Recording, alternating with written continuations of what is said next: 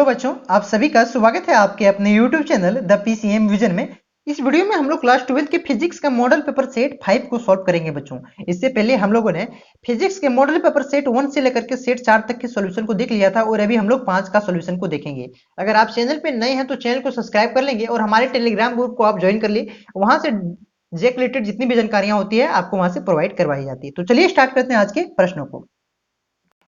देखिएगा बच्चों, पहला प्रश्न है आपका, इफ या सॉलिड बॉडी, एक सॉलिड बॉडी है, नेगेटिवली चार्ज है, किसके द्वारा चार्ज हुआ है? फ्रैक्शन के द्वारा। It means the dead body has, उस बॉडी के पास क्या है? Acquired of excess of electron, मतलब अधिकता है, किसकी? इलेक्ट्रॉन की अधिकता है। तो ऑप्शन नंबर ये इट राइट आंसर हो जाएगा।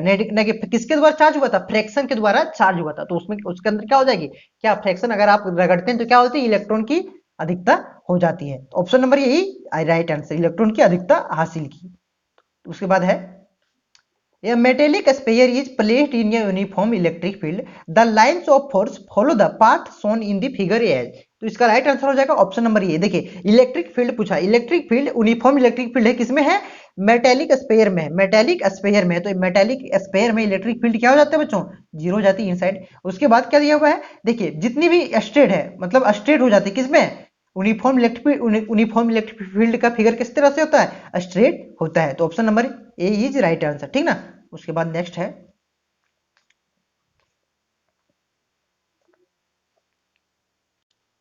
3 नंबर का आपका प्रश्न बच्चों, या point charge Q is placed in mid point of या क्यूब ऑफ साइड एल, ठीक ना। The electric flux emerging from या द क्यूब इज, तो इसका राइट आंसर हो जाएगा क्यू बाय एप्सिलॉन नॉट। ये गॉस लॉ से आपका क्वेश्चन है। देखिए, कोई भी किसी भी प्रकार का हो, क्यूब हो, गोला हो, सभी से Q by epsilon not he flux निकलता है। क्लियर है यहां तक आप लोग?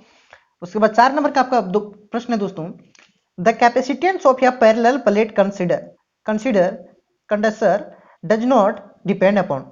तो इसका राइट आंसर हो जाएगा मेटल ऑफ प्लेट, किसके द्वारा? मेटल ऑफ प्लेट्स के द्वारा निर्भर नहीं करती है, ठीक ना।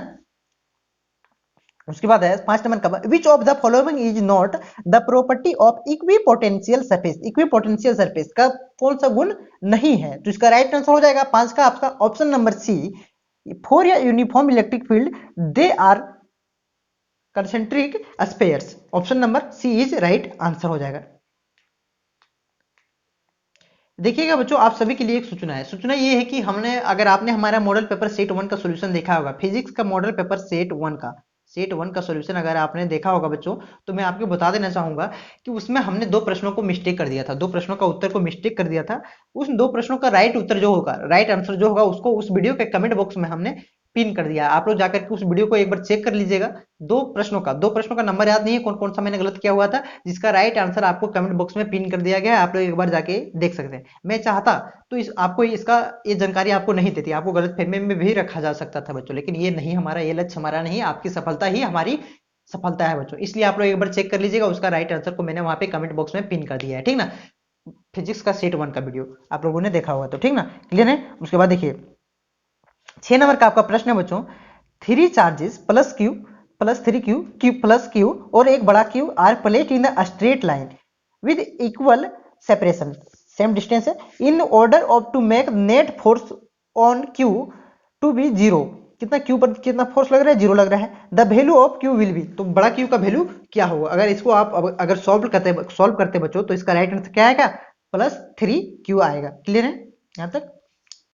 7 नंबर का आपका प्रश्न, sphere of bad conductor is given charge then it distributed on surface. तो इसका राइट आंसर हो जाएगा ऑप्शन नंबर ये इज सरफेस में। किस पे? सरफेस में, ठीक है बच्चों। आपका 8 नंबर का प्रश्न, 8 नंबर का प्रश्न बच्चों, the dielectric constant of a metal is, क्या होता है? इनफिनाइट होता है। मेटल का डाइलेक्ट्रिक कांस्टेंट कितना होता है? इनफिनाइट होता है बच्चों। क्लियर है यहां तक? उसके बाद नेक्स्ट प्रश्न है, देखिए, choose the SI unit of electric potential energy. Electric potential energy, किसी भी प्रकार की अगर एनर्जी रहती है बच्चों, सभी का क्या होता है? जूल होता है। तो इसका भी क्या होगा? जूल होगा। ऑप्शन नंबर ये इज राइट आंसर। उसके बाद दिया है, इफ या positive charge is moved from low to high potential region the electric potential energy, तो क्या होगी? घट जाएगी, बढ़ जाएगी, सेम रहेगा, और घट भी सकती है और बढ़ भी सकती है। तो 10 नंबर का आपका राइट आंसर हो जाएगा, क्या करेगा? इंक्रीज कर जाएगा। जब लो से हाई पोटेंशियल में वो क्या करे? मूव करेगा, ठीक ना, मतलब जाएगी। उसके बाद है, या force of 4 Newton is acting between the two charges in air. देखिए, देखिए टू चार्ज के बीच में कितनी फोर्स एक्टिंग कर रही है, 4 न्यूटन। फोर्स इक्वल टू कितना दिया हुआ है, 4 न्यूटन दिया हुआ है बच्चों, ठीक ना। आपको इसको बना देंगे हम अभी यहाँ पे। If the sphere between then sphere between them is completely filled with the glass, glass से उसके बाद क्या कर रहा है, ग्लास से फिल्ड कर दिया जा रहा है दोनों के बीच की डिस्टेंस को, स्पेस जो खाली जगह रहता है यहाँ पे एक क्यू है एक क्यू है, तो इसको क्या कर रहे हैं, ग्लास से भर दिया जा रहा है, ठीक ना। तो उसके बाद दो पूछ रहा है with glass the relative permittivity, उसके बाद जो आपका E इक्वल टू आर का वैल्यू दिया गया है, कितना दिया हुआ है, 8 दिया हुआ है, ठीक ना। Then the new force will be, तो जो पूछ रहे हैं जो उस पे जो न्यू फोर्स लगेगा वो कितना लगेगा, क्या करें, ग्लास को फिल्ड करने के बाद, कंप्लीटली ग्लास को फिल्ड करने के बाद जो न्यू फोर्स लगेगा बच्चों वो कितना लगेगा। तो आपको कुछ नहीं करना, पहले कितना फोर्स लग रहा था, जब एयर में था तब कितना फोर्स लग रहा था, 4 न्यूटन लग रहा था, कितना, 4 न्यूटन लग रहा था। अब कुछ नहीं करना है, रिलेटिव परमिटिविटी का फॉर्मूला आपको याद रखना चाहिए। क्या होता है फोर्स जब रिलेटिव परमिटिव में हो तब क्या होता है, फोर्स इक्वल टू आ जाता है बच्चों 1/4 पाई एप्सिलॉन नॉट, और क्या हो जाता है E R into Q1 Q2/R square हो जाता है। इसको आप देख लीजिएगा, इस तरह से उसका फॉर्मूला हो जाता है। तो क्या क्या करना है, 1/4 pi epsilon naught into Q1 Q2/R square का, देखिए इसका वैल्यू दिया हुआ है, force equal to 1/4 pi epsilon naught into Q1 Q2/R square का वैल्यू दिया हुआ है, कितना दिया हुआ है, 4 न्यूटन दिया हुआ है। तो इसका ई आर का वैल्यू आपको निकालना, ई आर का भी वैल्यू दिया हुआ है, तो कितना, उसके बाद ई आर के बाद कितना वैल्यू उस पर फोर्स लगेगा सो बताना है। देखिए तो जो बाद में फोर्स लगता है मान लेते हैं एफ डैश लगता है, तो क्या कितना लगता है, तो कितना दिया रिलेटिव परमिटिविटी ई आर का वैल्यू कितना दिया हुआ है, 8 दिया होता है, 1/8 इंटू कितना फोर्स लग रहा है, 4 लग रहा है, तो 4 को काटेगा तो 0.5 न्यूटन आ जाएगा। Option number D is right answer, क्या हो जाएगा, option number D is right answer हो जाएगा, ठीक ना। उसके बाद है द मैग्नेटिक फील्ड इनसाइड या solenoid is, the magnetic field inside of solenoid, solenoid के इनसाइड में पूछ रहा है, अंदर में। तो 12 नंबर का आपका राइट आंसर हो जाएगा, ऑप्शन नंबर ये इज राइट आंसर, क्या होगा, यूनिफॉर्म एंड स्ट्रॉन्ग हो जाएगा। उसके बाद आपका नेक्स्ट प्रश्न बच्चों, आप लोग उस वीडियो को एक बार जाके उस वीडियो के कमेंट बॉक्स को आप लोग एक बार जरूर चेक करिएगा बच्चों, वहां पे हमने राइट आंसर को पिन कर दिया है। आपको गलत फहमी में रखना मेरा लक्ष्य नहीं है बच्चों, मैं बार बार बोल रहा हूँ, समझ रहे ना मेरे बात को।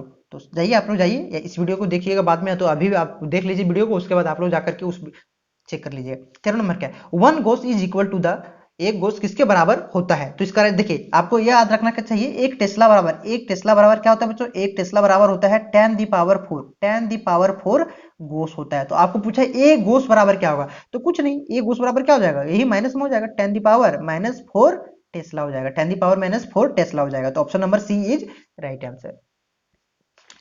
The angle of dip at poles and equator respectively are, तो इसका राइट आंसर क्या हो जाएगा, मतलब एंगल ऑफ डिप पूछ रहा है, किसमें पूछ रहा है, इक्वेटर और पोल दोनों पर पूछ रहा है। तो पहले आपको पोल का बोलना है, पोल का कितना है, और उसके बाद इक्वेटर का कितना होगा, कंफ्यूज नहीं करना है आपको यहाँ पे। तो इसको इस तरह के प्रश्नों को आपको डायरेक्ट याद कर लेना है बच्चों, इस तरह के प्रश्नों को याद कर लें, तो इसका राइट आंसर क्या हो जाएगा, 90 डिग्री और 0 डिग्री, पोल पे 90 डिग्री, इक्वेटर पे 0 डिग्री, ठीक है, डायरेक्ट याद कर लेना है, सॉल्व करने की जरूरत नहीं है। 15 नंबर का आपका प्रश्न बच्चों, electric heater is connected to the voltage supply. After few seconds, current gets its CD value, then the initial current will be, तो initial current किसके बराबर होगा, equal to the CD current, slightly higher than steady current, उसके बाद है slightly less than steady current। तो इसका right answer हो जाएगा 15 का, option number B is right answer, slightly higher than its steady current, steady current, ठीक ना। उसके बाद है आपका in the series combination of two और मोर देन टू रेजिस्टेंस, तो 16 नंबर का आपका राइट आंसर, सीरीज कॉम्बिनेशन में दिया हुआ है टू और मोर देन रेजिस्टेंस। तो पूछ रहा है the current through each resistance is same होगा, the voltage through each resistance is same होगा, नाइदर करेंट और nor voltage through each resistance is same, both current and voltage through the each resistance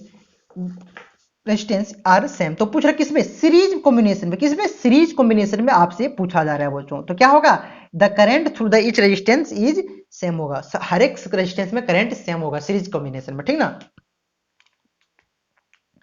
उसके बाद है आपका 16 का ये हो गया ना, ए ऑप्शन। उसके बाद 17 का देखिए फिगर दिया हुआ है, ओम्स लॉ का फिगर है, क्या है, ओम्स लॉ का फिगर है आपका, या सेल हैविंग एन ईएमएफ ही दिया हुआ है, आइडेंटिटी इंटरनल रेजिस्टेंस आर है, इन is connected across the variable external resistance R. As the resistance R is increased, the plot of potential difference भी अक्रॉस आर, तो जो प्लॉट पोटेंशियल होगा, graph potential होगा, वो किस तरह से होगा भी और आर के बीच में। तो इसका अगर आपने 10वां क्लास से ही पढ़ा होगा, क्या पढ़ा होगा, ऑप्शन नंबर डी, इस तरह से आपका बनता है ग्राफ। ठीक ना, यहां तक क्लियर है आप लोग।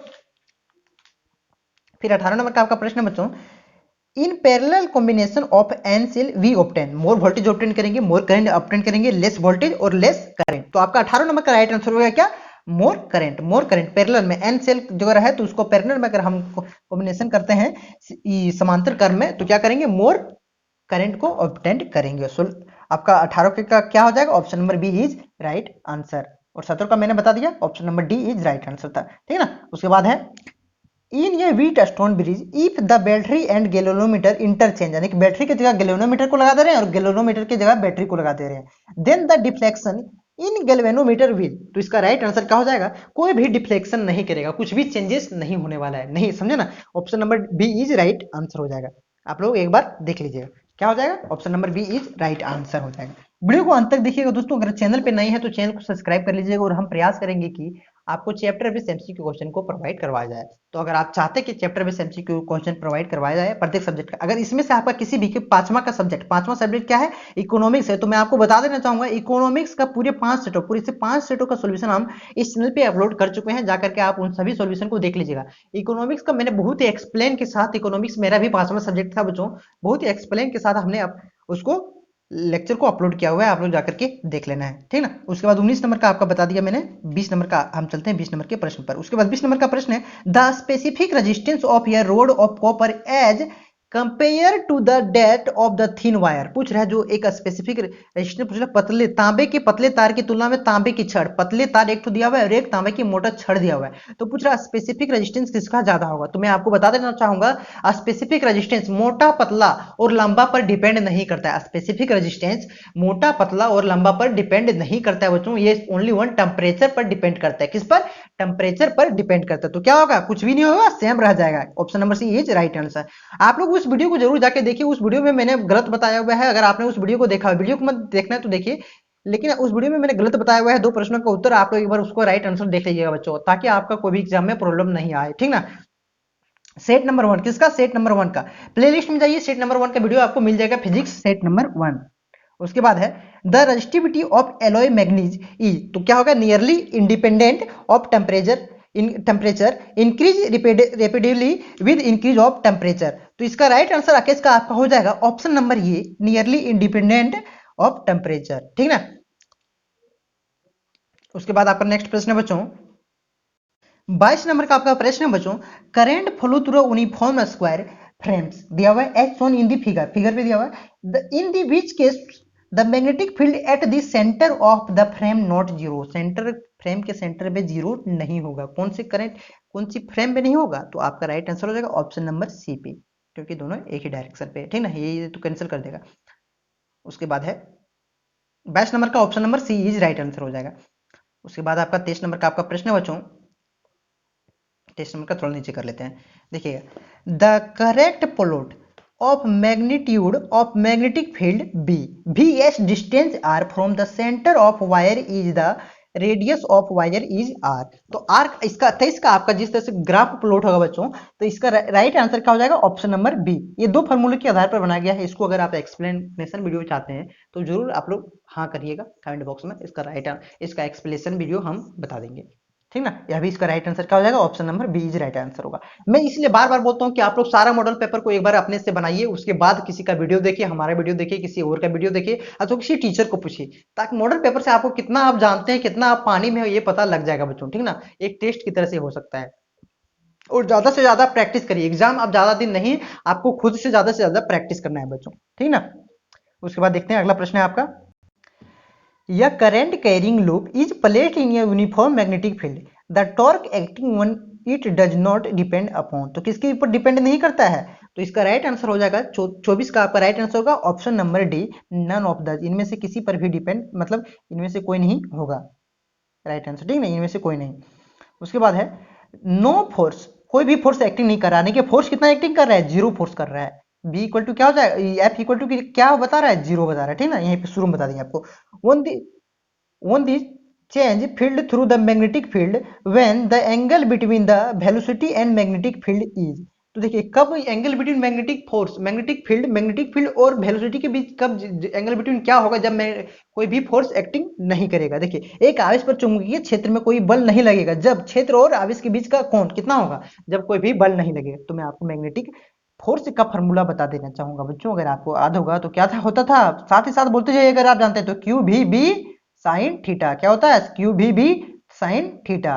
क्यू क्या है, चार्ज है, वेलोसिटी है, और बी क्या है, मैग्नेटिक फील्ड है। देखा बता देना चाहूंगा बच्चों, देखिए यहाँ पे आप किस पे डिपेंड कर रहा है, साइन थीटा पे। साइन थीटा का वैल्यू कब होता है जीरो, साइन थीटा का वैल्यू कब कब जीरो होता है, तो आप बोलिएगा सर 0 डिग्री पर जीरो होता है और 180 डिग्री पर भी जीरो होता है। तो क्या दिया हुआ है बच्चों ऑप्शन में, 180 डिग्री जीरो दिया हुआ है। किस पर होता है बोलिएगा सर, किस पर होता है, 180 डिग्री पर भी जीरो होता है और 0 डिग्री पर भी जीरो होता है। 180 डिग्री ऑप्शन में दिया तो ऑप्शन नंबर ये इज राइट आंसर हो जाए। क्लियर यहां तक बच्चों आप लोग। उसके बाद नेक्स्ट प्रश्न है आपका, नेक्स्ट प्रश्न क्या है, इसको हटा लेते हैं हम लोग, चलते हैं नेक्स्ट प्रश्न की ओर। देखिए 26 नंबर का प्रश्न है बच्चों, when a magnetic compass, compass दिया हुआ needle is cried near by a straight wire. देखिए स्ट्रेट वायर के नियर लाया जाता है। तो देखिए वायर कैरिंग करंट देन, तो दो स्टेटमेंट आपको दिया गया, तो कौन सा स्टेटमेंट सही है वो आपको चूज करना है। देखिए पहला स्टेटमेंट है द स्ट्रेट वायर काउज या noticeable deflection in the compass needle, notification deflection. उसके बाद एक और आपका स्टेटमेंट क्या है देख लेते हैं उसको भी, in the alignment of the needle is tangential of the imaginary circle with this straight wire as its center and has plane perpendicular of the wire। तो मैं बता देना चाहूंगा बच्चों ये दोनों स्टेटमेंट क्या है, सही है। तो ऑप्शन नंबर सी क्या हो जाएगा, both 1 and 2 are correct, 2 are correct, correct correct दो बार लिख दिया है। उसके बाद नेक्स्ट है 27 नंबर का आपका प्रश्न है बच्चों, which one of the following is correct statement about magnetic force के लिए कौन सा, के बारे में कौन सा स्टेटमेंट सही है। सो पूछ रहा है कौन सा स्टेटमेंट सही है। तो पहला ऑप्शन है magnetic forces always obey Newton's third law, एक गलत है, ओबे नहीं करता है। तो ऑप्शन नंबर 2 क्या है, magnetic force do not obey, देखिए do not obey Newton's third law. तो इसका राइट आंसर क्या हो जाएगा, यहाँ पे मिल गया ऑप्शन नंबर बी, ये नहीं मानता है, ठीक ना, पालन नहीं करता है न्यूटन के थर्ड लॉ का। उसके बाद है टू अल्फा पार्टिकल्स, दो अल्फा पार्टिकल्स है, have the ratio there velocity, उसके वेलोसिटी का भी का रेशियो क्या है, 3:2 है, ठीक ना। One entering the magnetic field if they move different circular path, दोनों अलग अलग सर्कुलर पाथ में मूव कर रहे हैं, ठीक ना। Then the ratio of the radii, तो उसके रेडियस का रेशियो ऑफ देयर पाथ, तो रेशियो क्या हो जाएगा उसके रेडियस का, रेडियस के जो पाथ पे वो घूम रहा है दोनों का रेशियो क्या हो जाएगा, दोनों का रेशियो आपसे पूछ रहा है। जब पहले देखिए पहले उसका क्या दिया हुआ था, वेलोसिटी का अनुपात क्या दिया हुआ था, 3:2 दिया था, जो और वो दोनों अलग अलग क्या होती है, ये साइक्लोट्रॉन बना रहा है, दो साइक्लोट्रॉन, दो अलग अलग साइक्लोट्रॉन में वो पार्टिकल घूम रही है, तो उसके जो वेलोसिटी दिया हुआ है 3:2 दिया हुआ है, तो उसके बीच का जो उसके दोनों का रेडियस का अनुपात क्या होगा, तो ये दोनों का रेडियस भी 3:2 ही होगा। Option number B is right answer, ठीक ना। उसके बाद है बच्चों do magnetic fields line always from close loops, तो इसका राइट आंसर हो जाएगा हाँ, क्या चुंबकीय क्षेत्र रेखाएं हमेशा बंद लूप बनाती है, तो इसका राइट आंसर हो जाएगा एस। हाँ नहीं बनाती, क्या नहीं बनाती है बे, तुम देखना जाके, मतलब हम लोग का सर बे बोलते थे, आपको मिस्टेक से आपको नहीं बोल रहा हूँ, इस तरह से हम लोग को एक सर थे, बहुत ही मतलब मजाक से बोलते थे उस तरह, ताकि आप पढ़े ज्यादा, ठीक ना। उसके बाद है the induced EMF L D I by D T is analogous to, तो इसका राइट आंसर क्या हो जाएगा, 30 का आपका राइट आंसर हो जाएगा, 30 का आपका राइट आंसर क्या हो जाएगा, ऑप्शन नंबर ये इज राइट आंसर क्या हो जाएगा, फोर्स हो जाएगा। देखिए फोर्स कैसे हुआ ये आपको समझना पड़ेगा। एल क्या दर्शाता है, अगर आपने पढ़ा होगा किसी अच्छे टीचर के तब तो आपको बताया गया होगा कि एल क्या होता है, मास के परस्पर होता है, मास के बराबर होता है लगभग, ठीक ना। एल मास को तरह से होता है। और इसके बाद D I by D T क्या होता है, एक्सिलरेशन के बराबर होता है। किसके बराबर होता है, तो एफ बराबर एम ए, एफ बराबर क्या होता है, एम ए होता है, यही फॉर्मूला होता है ना। तो क्या हो जाएगा, ये दोनों बराबर फोर्स के, तो ऑप्शन नंबर ये इज राइट आंसर हो जाएगा। आप लोग, हम आपको बे नहीं बोले बच्चों, जैसे कि हम लोग के टीचर वो, अगर आप बाहर पढ़ने जाओगे तो एक टीचर है राकेश यादव, सभी टीचर देखिए बे बा करके बोलते हैं। खान सर का भी आप लोग कई वीडियो देखे होंगे, तो वहां भी आपको पता चला होगा, इस तरह से टीचर बोलते हैं, ठीक ना। आप लोग सीरियसली मत लेना यार। उसके बाद है विद डिक्रीजेज ऑफ या current in the primary coil. देखिए क्या हुआ, डिक्रीज करा current primary coil from the 2 ampere to 0, 2 ampere से कितना 0 एम्पेयर हो जा रहा है, और E value in value 0.01 second में the EMF generated in the secondary coil 1000 पर सेकेंडरी कॉइल ईएमएफ कितना जनरेट कर रहा है, 1000 वोल्ट जनरेट कर रहा है। The mutual inductance of a two coil is, तो उसके म्यूचुअल इंडक्टेंस जो बनेगा एम, जो बनेगा बच्चों एम, तो वो कितना होगा, तो बता देना चाहूंगा बच्चों, अगर आपने फार्मूला पढ़ा होगा तो ये फार्मूला क्या होता है, ईएमएफ इक्वल टू क्या होता है बच्चों, एम, बोलिएगा sir M D I by D T होता है बच्चों, क्या होता है M D I by D T होता है। तो एम का वैल्यू निकालना, ईएमएफ कितना दिया हुआ है 1000 वोल्ट दिया हुआ है, और देखिए डी आई कितना दिया हुआ है 2 एम्पियर दिया हुआ है बच्चों। उसके बाद क्या दिया हुआ है, उसके बाद डी टी का तो दिया हुआ है सर, बोलिएगा डी टी का भी दिया हुआ है ना 0.01 सेकंड दिया हुआ है। तो अगर आप इसका कैलकुलेट करके इसका आंसर निकालिएगा बच्चों, तो इस तरह से कैलकुलेट कर लेना है आपको, इसका राइट आंसर आ गया 5 एच आ जाएगा, कितना आ जाएगा 5 एच आ जाएगा, ठीक है ना। हेनरी, एच क्या है यहाँ पे हेनरी है, 31 नंबर का आपका क्या आंसर हो जाएगा 5 हेनरी आ जाएगा, ठीक है ना। हो सकता है कैलकुलेशन मेरा मिस्टेक होगा, लेकिन आप लोग अच्छा से कैलकुलेशन कर लेना चाहिए, और इसी मेरे ख्याल से यही आंसर आना चाहिए, ठीक ना। उसके बाद आप लोग एक बार मिला लीजिएगा, यह coil is placed in a magnetic field directed downward and increasing from 0.0 to 18 tesla. कितना मैग्नेटिक फील्ड क्या कर रहा है 0 टू 18 टेस्ला चेंज कर, 18 टेस्ला चेंज कर रहा है, टेस्ला नहीं टेस्ला।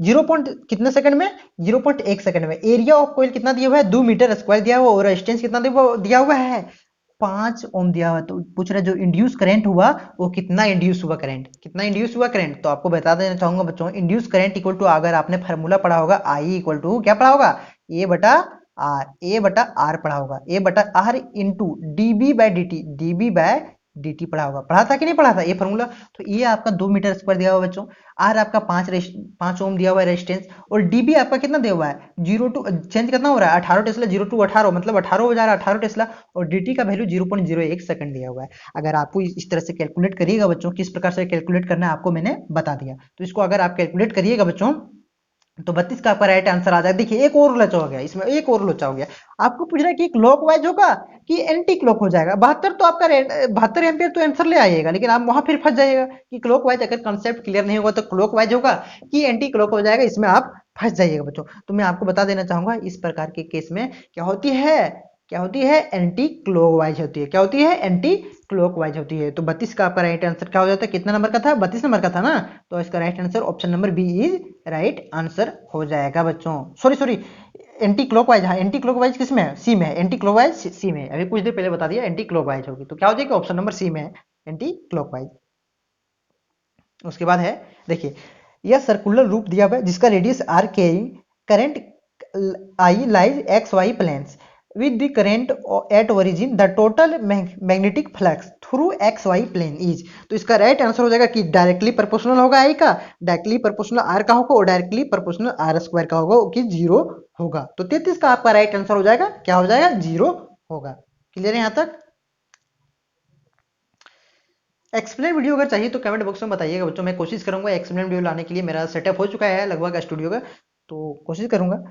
उसके बाद 34 है which of the following statement is not correct. कौन सा स्टेटमेंट नॉट करेक्ट है। पहला दिया है whenever the amount of magnetic flux linked with the circuit change an EMF is induce in circuit. तो ये भी स्टेटमेंट सही है भाई। The induce EMF lasts a long as the change in magnetic flux continues, ये भी statement सही है। The direction of induce EMF is given by Lenz law, ये भी तो बहुत अच्छा यार, मैं क्या होता है लेंज लॉ इक्वल टू क्या होता है minus D five by D T होता है, D five by D T होता है माइनस, ये माइनस जो होता है बच्चों यही डायरेक्शन बताता है कि अपोज करता है तो उसका भी विरोध करता है।